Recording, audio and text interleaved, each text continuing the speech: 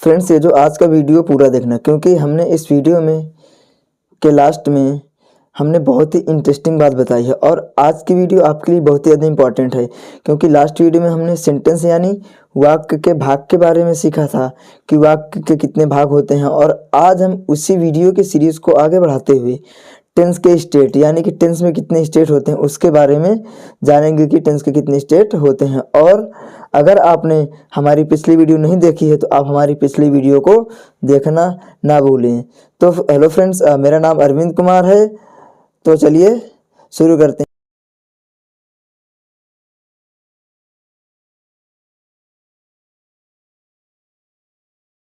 तो फ्रेंड्स, जैसा कि मैंने बताया कि आज हम शुरू करने वाले हैं जो हमारा टेंस का स्टेट होता है। क्या होता है फ्रेंड्स? स्टेट यानी कि हिंदी में इसको आप स्थिति बोल सकते हो। ये कितने प्रकार के होते हैं? तो फ्रेंड्स, जो हमारा इंग्लिश के टेंस में 3 स्टेट होते हैं। कितने होते हैं? इंग्लिश के टेंस में 3 स्टेट होते हैं। वो कौन कौन से होते हैं अभी हम इसके बारे में अभी आगे जान लेते हैं। तो फ्रेंड्स, जो हमारा टेंस है ना, टेंस में हमारे 3 स्टेट होते हैं। कितने होते हैं? 3, 1, 2 और 3।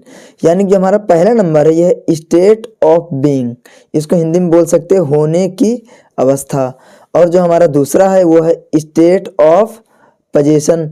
पोजीशन मीन्स होता है फ्रेंड्स अधिकार। क्या होता है फ्रेंड्स? अधिकार। स्टेट ऑफ पोजीशन मीन्स अधिकार की स्थिति। और जो हमारा लास्ट वन होता है यानी कि लास्ट वाला, उसको बोलते हैं स्टेट ऑफ एक्शन। और एक्शन है जो हमारा, एक्शन का हिंदी में अर्थ होता है काम, यानी कि काम यानी कि कोई भी काम करना। तो स्टेट ऑफ एक्शन। तो फ्रेंड्स चलिए अब हम इन तीनों को, हमारा जो पहला नंबर है, दूसरा नंबर, तीसरा, यानी कि state of being, state of position और स्टेट ऑफ एक्शन को हम एक एक डिफिनेशन के थ्रू समझते हैं कि एक्चुअल में ये होते क्या हैं। तो फ्रेंड्स, जो हमारा पहला नंबर है वो हमारा है स्टेट ऑफ बीइंग। क्या होता है फ्रेंड्स? State of being. तो चलिए देखते हैं कि हमारी स्टेट ऑफ बीइंग क्या होता है। फ्रेंड्स, जो हमारा स्टेट ऑफ बीइंग होता है, state of being, state of being का हिंदी अर्थ होता है यानी कि खुद में ही कुछ होना। एग्जाम्पल के थ्रू हम समझते हैं कि ये खुद में ही कुछ कैसे होता है। जैसे कि एग्जाम्पल हमारा क्या है? मैं एक डॉक्टर हूँ, यानी कि मैं खुद में ही एक डॉक्टर हूँ ना। आई एम अ डॉक्टर, इसको ऐसे बोलेंगे, आई एम ए डॉक्टर। तो यानी कि मैं एक डॉक्टर हूँ मीन्स कि मैं खुद में हूँ। खुद यानी कि जो मेरी स्थिति है, यानी कि मैं डॉक्टर हूँ इस समय, तो मैं खुद में ही डॉक्टर हूँ। और फ्रेंड्स, हम दूसरे एग्जांपल के थ्रू कैसे समझेंगे? दूसरा एग्जांपल हमारा क्या है? मैं बीमार हूँ, यानी कि मैं बीमार हूँ का मतलब मैं खुद में ही तो बीमार हूँ फ्रेंड्स। तो जब खुद में ही हूँ तो हमारा क्या हुआ? वो हमारे स्टेट ऑफ बीइंग ही तो होगा फ्रेंड्स। और जो हमारा तीसरा एग्जाम्पल है वो है वह मेरा दोस्त नहीं है, यानी कि वह जो मेरा दोस्त है वो खुद में मेरा दोस्त नहीं है, यानी कि वो किसी और का दोस्त है, यानी कि खुद में मेरा दोस्त नहीं है। तो वही बता रहे हैं कि जो खुद में ही हो कोई चीज़, खुद में होना या खुद में ना होना, वो हमारा क्या होता है? वो हमारा होता है स्टेट ऑफ बीइंग होता है फ्रेंड्स। और तीसरे का जो हमारा ट्रांसलेट होगा, he is not my friend, यानी कि वो मेरा दोस्त नहीं है, तो मेरा खुद में दोस्त नहीं है।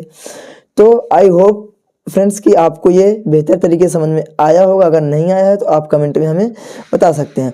और फ्रेंड्स, जो हमारा तीसरा होता है ना, सॉरी माफ़ी चाहूँगा, हमारा जो दूसरा नंबर होता है वो हमारा होता है स्टेट ऑफ पोजीशन।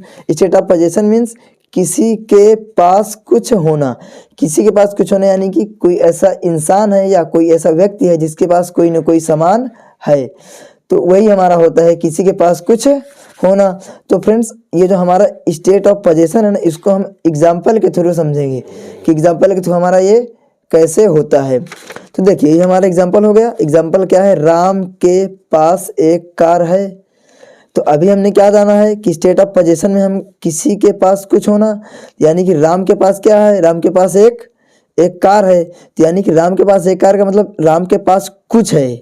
कुछ है तो यानी कि कुछ का होना, यानी कि कोई ना कोई ऐसी वस्तु या कोई ना कोई ऐसा भाई या कोई ना कोई ऐसा दोस्त, यानी कि कोई ऐसी चीज़ है जो राम के पास है। तो इसलिए ये हमारा स्टेट ऑफ पोजीशन हुआ। और मैंने अभी पोजीशन, जो हमारा पोजीशन का मतलब होता है अधिकार, तो आप इसको ऐसे भी समझ सकते हो कि यानी कि राम के पास एक कार है, यानी कि राम का जो अधिकार है, इस कार पे राम का पूरा अधिकार है, यानी कि पोजीशन। तो इसलिए हम इसको स्टेट ऑफ पोजीशन बोलते हैं। चलो हम दूसरे एग्जांपल के थ्रू समझते हैं, यानी कि मेरे पास एक घर है, यानी कि I have a home.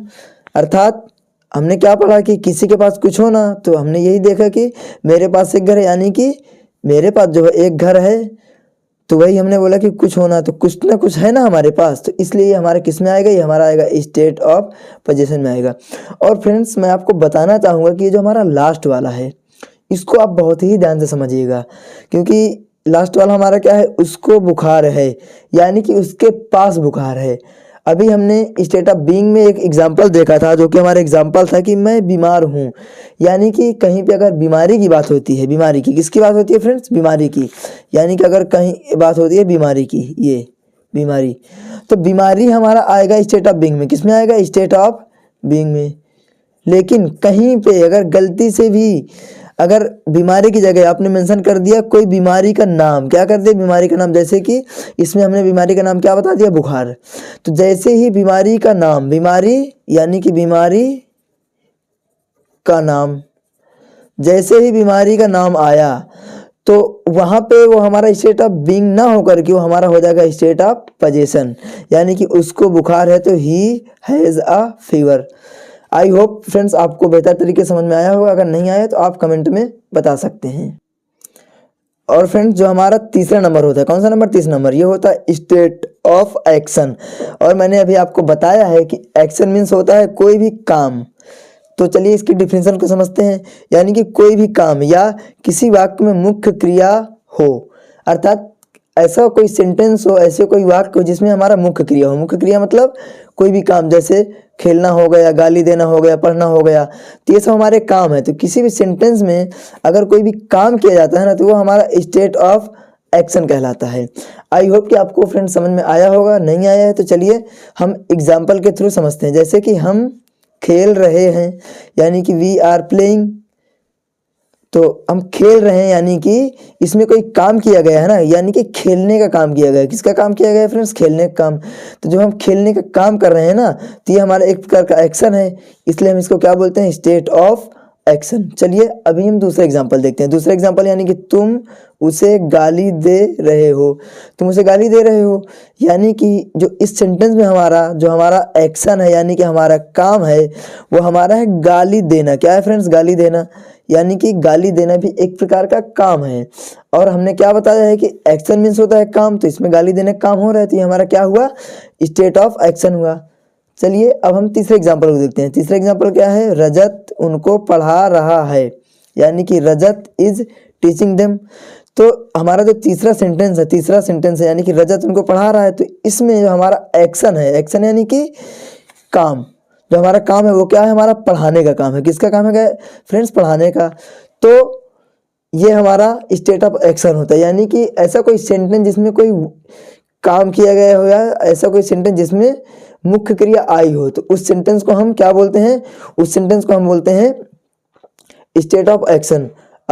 Hope friends कि आपको पूरा समझ में आया होगा, अगर नहीं समझ में आया है तो आप कमेंट के थ्रू बता सकते हैं। और इस वीडियो को अपने दोस्तों या अपने रिलेटिव्स जो भी इंग्लिश सीखने में इंटरेस्टेड हो, या जो बिगनर्स हो, यानी कि उनको टेंस के बारे में जानना है, स्टेट ऑफ एक्शन के बारे में जानना है, स्टेट ऑफ पोजीशन के बारे में जानना है, स्टेट ऑफ बीइंग के बारे में जानना है, इन चीज़ के बारे में जिस भी व्यक्ति को जानना है, आप उनको इस वीडियो को शेयर कर सकते हैं।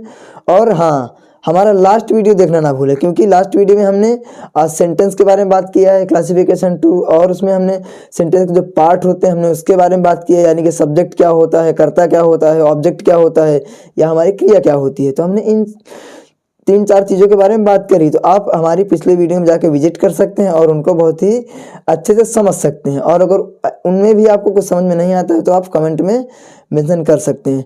तो फ्रेंड्स आज की वीडियो हम यहीं पे ख़त्म करते हैं, मिलते हैं अगली वीडियो में।